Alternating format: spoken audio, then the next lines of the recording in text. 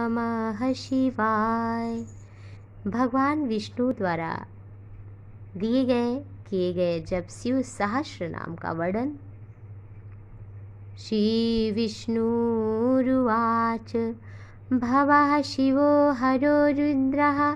पुरुषः पद्मलोचनः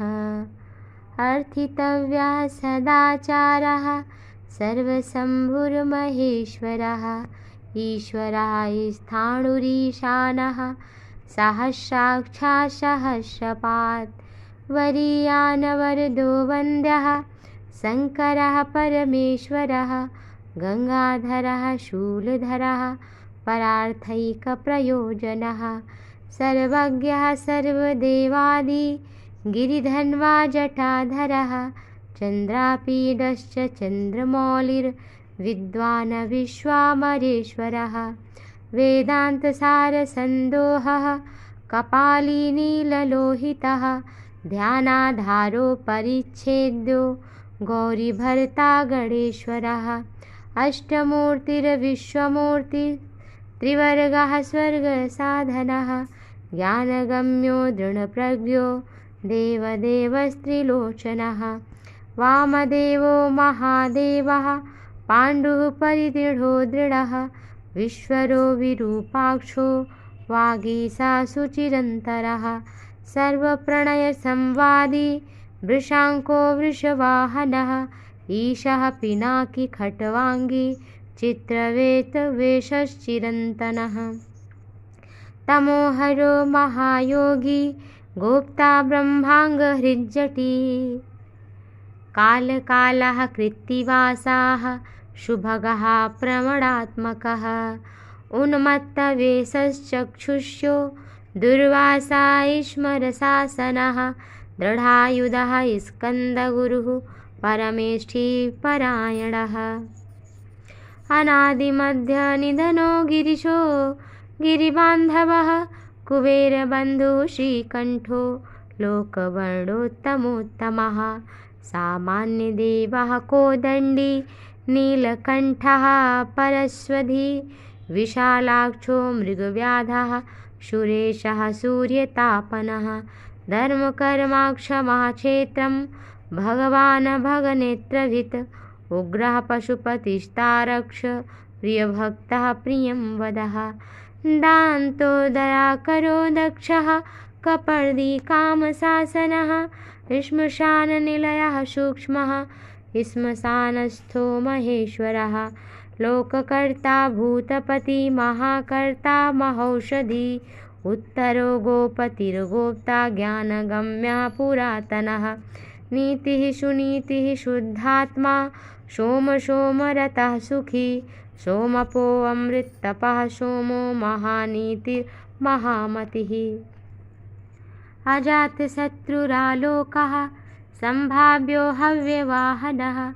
लोककारो वेदकारः सूत्रकारः सनातनः महर्षिः कपिलाचार्यो विश्वदीप्तिस्त्रिलोचनः पिनाकपाणि भूर्देवः स्वस्तिदः स्वस्तिकृत्सदा त्रिधामा सौभगः सर्वः सर्वज्ञः सर्वगोचरः ब्रह्मदिग्विश्व श्रीस्वर्गः कर्णिकारः प्रियः कविः शाखो विशाखो गोशाखः शिवो नैकः क्रतुः शमः गङ्गाप्लवोदको भावः सकलस्थपतिरस्थिरः विजितात्मा विधेयात्मा भूतवाहनसारथिः सगणो गणकार्यस्य सुकीर्तिश्छिन्नन् संशयः कामदेवः कामपालो भस्मोदभूलितविग्रहः भस्मप्रियो भस्मसायी कामी कान्तः कृतागमः समायुक्तो निवृत्तात्मा धर्मयुक्तः सदाशिवः चतुर्मुख चतुर्बाहुर्दुरावासो दुरासदः दुर्गमो दुर्लभो दुर्गा सर्वायुधविशारदा अध्यात्मयोगनिलयासु तन्तुवर्धनः शुभांगो लोकसारंगो जगदीशो अमृताशनः भस्मशुद्धिकरो मेरुरोजस्वी शुद्धविग्रहः हिरण्यरेतास्तरणिर् मरीचिर्चर्महिमालयः महाहृदो महागर्भः सिद्धवृन्दारवन्दितः महातपा दीर्घतपाः स्थविरो ध्रुवः आह संवत्सरो व्याप्तिः प्रमाणं परमं तपः संवत्सरकरो मन्त्रः प्रत्ययः सर्वदर्शना अजः सर्वेश्वराय स्निग्धो महारेता महाबलः योगी योग्यो महारेताः सिद्धा सर्वादिरग्निदः वशुर्वशुमनाः सत्यः सर्वपापहरो हरः अमृतः शाश्वतः शान्तो बाणहस्ता प्रतापवान् कमण्डलुधरो धन्वी वेदाङ्गो वेदविन्मुनिः ब्राजिष्णुर्भोजनं भोक्ता लोकनेता दुराधरः अतीन्द्रियो महामाया सर्वावाशश्चतुष्पथः कालयोगी महानादो महोत्साहो महाबला महाबुद्धिर्महावीर्यो भूतचारी पुरन्दरः निशाचरा प्रेतचारी महाशक्तिर्महादितिः अनिर्देशवपुः श्रीमान् सर्वहार्यमितो गतिः बहुश्रुतो बहुमयो नियतात्मा भवोद्भवः ओजस्तेजोदितिकरो नर्तकः सर्वकामकः नित्यप्रियो नित्यनृत्यः प्रकाशात्मा प्रतापनः बुद्धैस्पष्टाक्षरो मन्त्राशन्मानासारसम्प्लवः युगादिकृद्युगावर्तो गम्भीरो विश्ववाहनः इष्टो विशिष्टाशिष्टेष्टः सरभासरभो धनुः अपां निधिरधिष्ठानं विजयो जयकालवित् प्रतिष्ठितः प्रमाणज्ञो हिरण्यकवचो हरिः विरोचनासुरगणो विद्वेषो विबुधाश्रयः बालरूपो बलोन्माथि विवर्तो गहनो गुरुः करणं कारणं कर्ता सर्वबन्धविमोचनः विद्वत्तमो वीतभयो विश्वभर्ता निशाकरः व्यवसायो व्यवस्थानः स्थानदो जगदाजिदः दुन्दुभो ललितो विश्वो भवात्मात्मनि संस्थितः वीरेश्वरो वीरभद्रो वीरः वीरभृग्विराट् वीरचूडामणिर्वेत्ता तीव्रनादो नदीधरः आज्ञाधारस्त्रिशूली च शिपिविष्टा शिवालयः बालखिल्यो महाचापस्तिग्मांशुर्निधिरव्ययः अभिरामः सुशरणः सुब्रह्मण्यः सुधापतिः मघवान कौशिको गोमान विश्रामा सर्वशासना ललाटाक्षो विश्वदेहा सारा संसारचक्रभृत अमोघदण्डी मध्यस्थो हिरण्यो ब्रह्मवर्चसी परमार्था परमया शम्बरो व्याघ्रकोनलः रुचिर्वर रुचिर्वन्द्यो वाचस्पतिरहर्पतिः रविर्विरोचनः स्कन्धा शास्ता वैश्वतो जनः युक्तिरुन्नतकीर्तिश्च शान्तरागः पराजयः कैलासपति कामारिः सविता रविलोचनः विद्वत्तमो वीतभयो विश्वहर्ता निवारितः नित्यो नियतकल्याणा पुण्यश्रवणकीर्तनः दूरशवा विश्वसहो ध्येयो दुःस्वप्ननाशनः उत्तारको दुष्कृतिः दुर्धर्षो दुःसहो भयः नादिर्भूर्भुवो लक्ष्मीः किरीटी त्रिदशाधिपः विश्वगोप्ता विश्वभर्ता सुधीरो रुचिराङ्गदः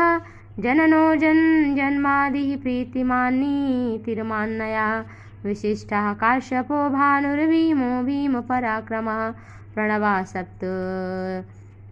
धाचारो महाकायो महाधनुः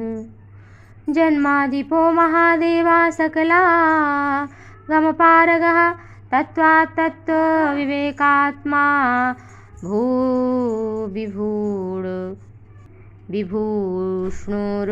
विभूष्णुर्भूतिभूषणः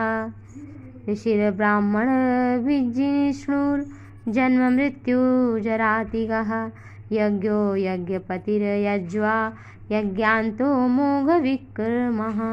महेन्द्रो दुर्भरः शेनी यज्ञाङ्को यज्ञवाहना पञ्चब्रह्म समुत्पत्तिर्विश्वेशो विमलोदयः आत्मयोनिर्नाद्यन्तो षड्विंशतिसप्तलोकधिक गायत्री वल्लभा प्रांशुर्विश्वावासः प्रभाकरः शिशुर्गिरिरता सम्राट् सुषेणाः सुरशत्रुः अमोघो वरिष्ठमतनो मुकुन्दो विगतज्वरः स्वयं ज्योतिरनुज्योतिरात्मज्योतिरनञ्चञ्चलः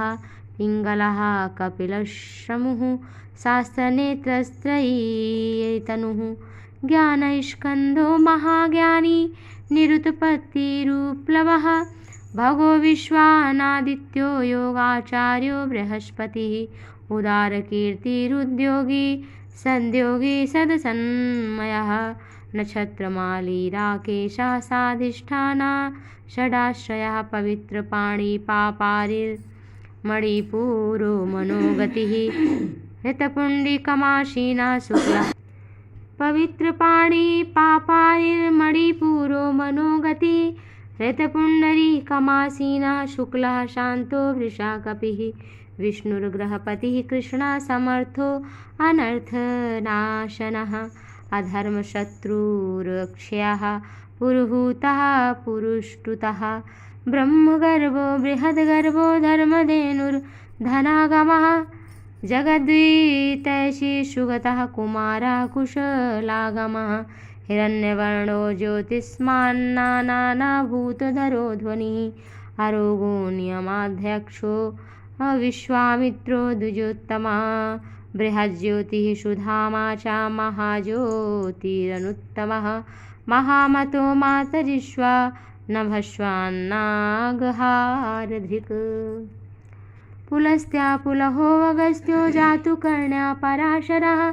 निरावरणधर्मज्ञो विरिञ्चो विष्टरश्रवाः आत्मभूरनिरुद्धो अत्रिज्ञानमूर्तिर्महाशयाः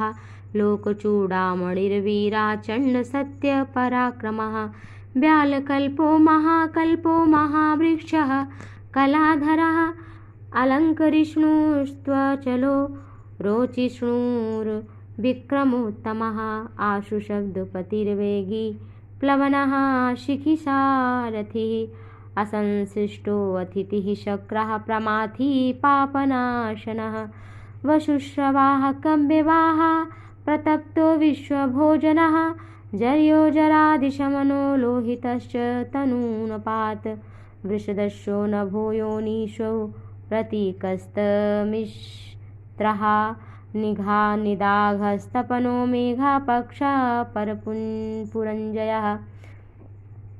मुखानिला सुनिष्पन्नः सुरभिः शिशिरात्मकः वसन्तो माधवो ग्रीष्मो नवश्यो बीजवाहनः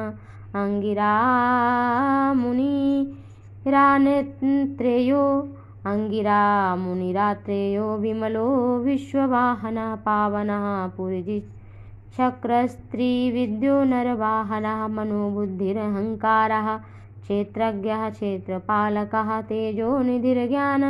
निधिर्विपाको विघ्नकारकः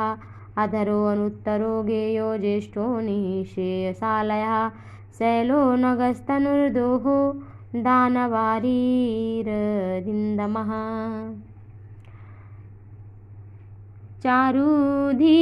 चारुधीरजनकश्चारु विशल्यो लोकशल्यकृत चतुर्वेदश्चतुर्भावश्चतुरश्चतुरप्रियः आम्नायोऽथ समाम्नायस्तीर्थदेवो शिवालयः बहुरूपो महारूपः सर्वरूपश्चराचरः न्यायनिर्वाहको न्यायो न्यायगम्यो निरञ्जनः सहस्रमूर्धा देवेन्द्रः सर्वशस्त्रप्रभञ्जनः मुण्डो विरूपो विकृतो दण्डिदान्तो गुणोत्तमः पिङ्गलाक्षो अथ हर्यक्षो नीलग्रीवो निरामयः सहस्रबाहु सर्वेशा शरण्या सर्वलोकभृत् पद्मासनः परं ज्योतिः परावर परं फलः पद्मगर्भो महागर्भो विश्वगर्भो विचक्षणः परावरज्ञो विजेशा सुमुखो सुमुहास्वनः देवासुरगुरुर्देवो देवासुरनमस्कृतः देवासुरमहामात्रो देवासुरमहाशयः देवादिदेवो देवर्षिर्देवासुरवरप्रदः देवासुरेश्वरो दिव्यो देवासुरमहेश्वरः सर्वदेवमयो चिन्त्यो देवतात्मात्मसम्भवः ईडयोनिशासुरव्याघ्रो देवसिंहो दिवाकरः विबुधाग्रवरश्रेष्ठा सर्वदेवोत्तमोत्तमः शिवज्ञानरतः श्रीमान् श्रीपर्वतप्रियः जयस्तम्भो विशिष्टम्भो नरसिंहनिपातनः ब्रह्मचारी लोकचारी धर्मचारी धनाधिपः नन्दीश्वरो नग्नो नग्नव्रतधरा शुचिः लिंगाध्यक्षः सुराध्यक्षो युगाध्यक्षो युगावः स्वावसः सवशः स्वर्गाश्वरः स्वरमयाश्वनः बीजाध्यक्षो बीजकर्ता धनकृद्धर्मवर्धनः दम्भो महादम्भः सर्वभूतमहेश्वरः श्मशाननिलयस्तिस्यः सेतुर्प्रतिमाकृतिः लोकोत्तरस्फुटालोकस्त्र्यम्बको नागभूषणः अन्धकारिर्मखद्वेषी विष्णुकरन्धरता पातनः वीतदोषो यक्ष गुणो दक्षारिः पूषदन्तरित धूर्जटिखण्डपरशुः शकलो निष्कलो नघः आधारः सकलाधारा पाण्डुराभो मृडो नटः पूर्णा पूरयिता पुण्या सुकुमारः सुलोचनः सामगेयः प्रियकरः पुण्यकीर्तिरनामया मनोजवस्तीर्थकरो जटिलो जीवितेश्वरः जीवितान्तकरो नित्यो वशुरेता वशुप्रियः सद्गतिः सत्कृतिः सक्ता कालकण्ठा कलाधरः मानी मान्यो महाकाला सद्भूतिः सत्परायणः चन्द्रसञ्जीवनः शास्ता लोकगूढोमराधिपः लोकबन्धुर्लोकनाथः कृतज्ञा कृतिभूषणः अनपायक्षरः कान्तः सर्वशास्त्रवृताम्बरः तेजोमयो धृतिधरो लोकमायोग्रणीरणुः शुचिस्मितः प्रसन्नात्मा दुर्जयो दुरतिक्रमः ज्योतिर्मयो निराकारो जगन्नाथो जलेश्वरः तुम्बमीणी महाकायो विशोकाशोकनाशनः त्रिलोकात्मा त्रिलोकेशः शुद्धः शुद्धिरथाग्रजः रथाक्षजः अव्यक्तलक्षणो अव्यक्तो व्यक्तो व्यक्ताव्यक्तो विशाम्पतिः वरशीलो वरतुलो मानो मानधनो मया ब्रह्मा विष्णु प्रजापालो हंसो हंसगतिर्यमा विधाता विधाता च अत्ता हर्ता चतुर्मुखः कैलासशिखरावासी सर्वावासी सतां गति हिरण्यगर्भो हरिणः पुरुषः पूर्वजः पिता भूतालयो भूतिदो भुवनेश्वरा संयोगी योगविद ब्रह्मा ब्रह्मण्यो ब्रह्मणप्रिया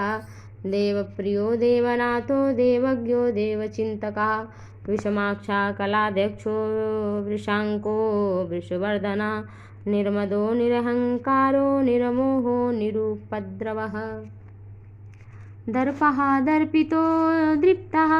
सर्वतुर्परिवर्तकः सप्तजिह्वा सहस्रार्चिः स्निग्धा प्रकृतिदक्षिणः भूतभव्यभवन्नाथा प्रभवो भ्रान्तिनाशनः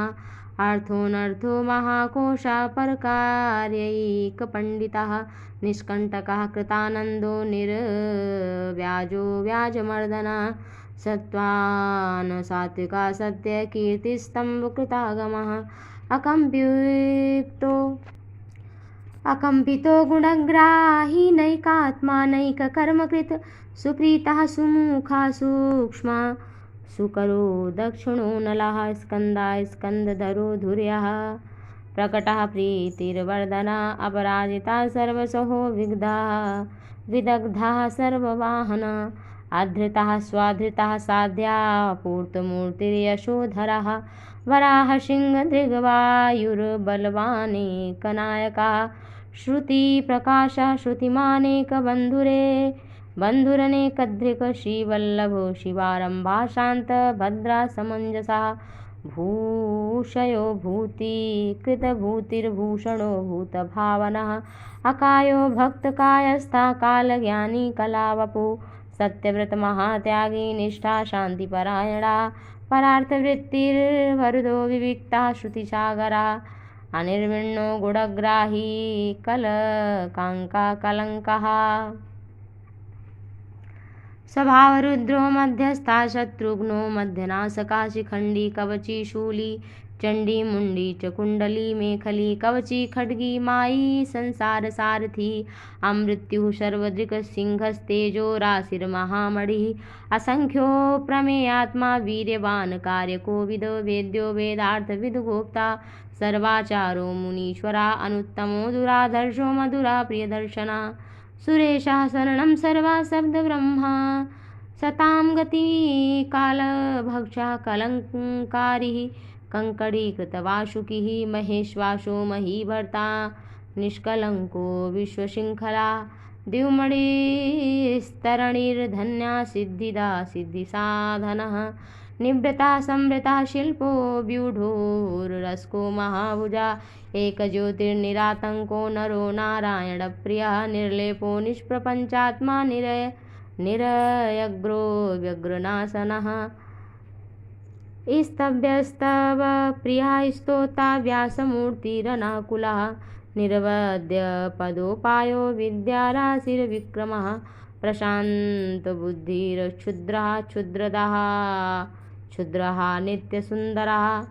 धैर्याग्र्यधुर्यो धात्रीशः साकल्यः सर्वरीपतिः परमार्थगुरुर्दृष्टिर्गुरुराश्रितवत्सलः रसोरसज्ञः सर्वज्ञा सर्वसत्त्वावलम्बना उमापति महादेव की जय।